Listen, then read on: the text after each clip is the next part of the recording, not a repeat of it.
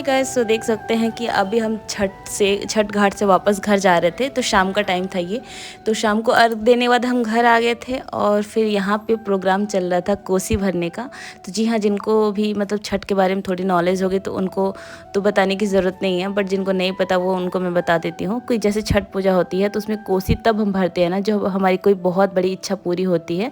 जैसे घर में शादी हुई, बच्चे हुए या कोई हमने मन्नत मांगी हो, वो मन्नत पूरी हो गई हो, तो इसलिए कोसी भरते हैं। सो यहाँ पे कोसी भरने के लिए हमें 6 बड़े बड़े दिए की ज़रूरत पड़ती है और जिनमें हम सामान वगैरह रखते हैं। और यहाँ पे एक मटके जैसा रहता है जिसमें चारों तरफ दिए बने रहते हैं, उनका जो ढक्कन होता है उसमें भी दिए बने रहते हैं। तो ऐसा हम ढूंढ के ले आते हैं। यहाँ पे स्क्रीन पर आप देख सकते हैं किस टाइप का होता है।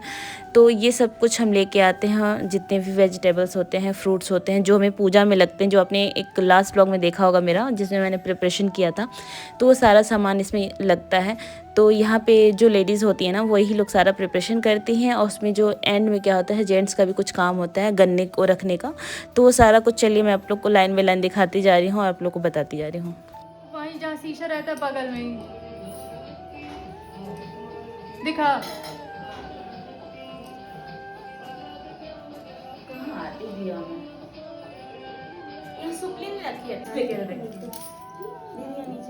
हाँ हाँ, सब नीचे बिछेगा क्योंकि हमारे यही रहता है, सूप नहीं। हमारे मायके में छठ सूप है। किसके अंदर डाल दे।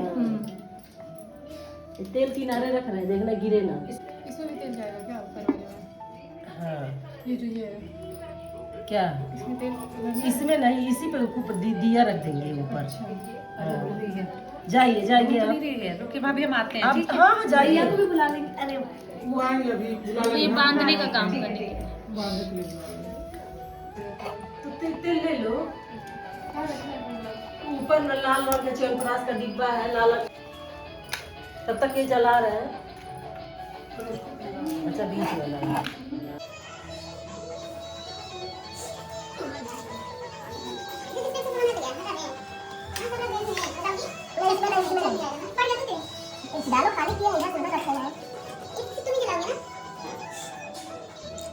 सो यहाँ पे जो हमारे यहाँ कोसी भरी गई है ना, इसके पीछे मतलब बहुत बड़ा कुछ दीदी का कोई मन्नत पूरा हुआ था, तो उस वजह से यहाँ पे कोसी भरा गया था। और होता है कि जब अपनी कोई इच्छा पूरी होती है, जिसको हम मन्नत मांगते छठी माँ से पूरी होती है, तो कोसी भरते हैं। तो इसलिए दीदी ने यहाँ पे कोसी भरा था।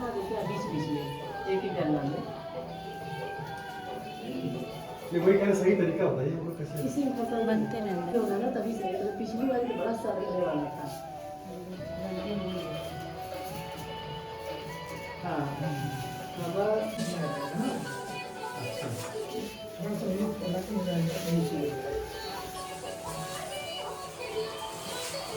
और इधर लाना पड़ेगा दीवार दीवार थोड़ा इसको सटा दीजिए ना दीवार। हाँ, डिब्बा लाए क्या कुछ मसाले वाले? नहीं जमीन से छुए हो, सारे जमीन में छुए हो, सब है टच। देखिए ये थोड़ा सा पकड़ा है ये। पेपर ठीक तो है नहीं गिरेगा। पेपर मोड़ना चाहे तो नहीं गिरेगा, नहीं गिरेगा, नहीं छोड़ गिरेगा नहीं, गिरेगा नहीं।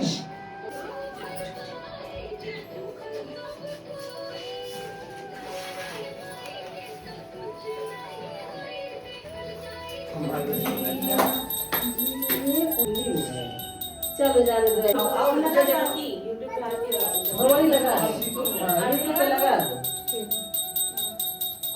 सो गाइस, यहाँ पे देख सकते हैं कि हम लोग आरती भूल गया था। तो ये चीज़ मुझे वैसे भी नहीं आता क्योंकि मायके में तो होता नहीं है, और दीदी के यहाँ जो ससुराल वाला होता है ना वहाँ पे शायद आरती होती है, लेकिन आरती का याद ही नहीं आ रहा था। तो इसलिए हम लोग यूट्यूब पे चलाने की कोशिश कर रहे थे। तो जैसे तैसे करके हमने आरती वगैरह कर लिया था। लेकिन इसके बाद का जो होता है ना प्रोग्राम, वो रात भर जागने का होता है।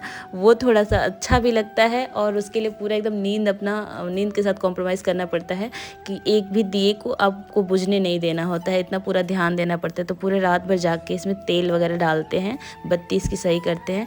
तो ऐसे ही ये छठ की जो कोसी भरने का जो होता है ना पूजा, ये बहुत ही अच्छा लगता है, सुकून मिलता है एक तरीके से। जैसे इसमें कहते हैं ना कि छठ माँ को हम अपने घर पे बुला रहे हैं, तो वैसी वाली फीलिंग आती है।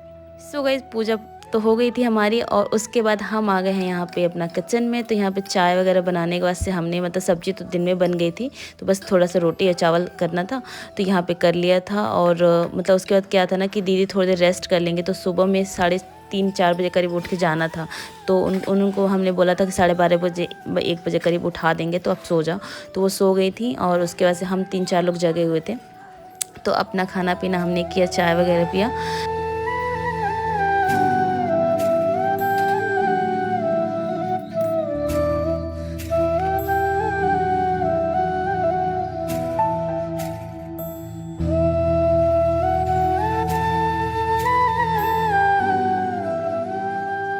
यहाँ पे आप देख सकते हैं रात का टाइम हो गया, सब लोग सो गए थे, मैं और आर्ची जगे हुए थे।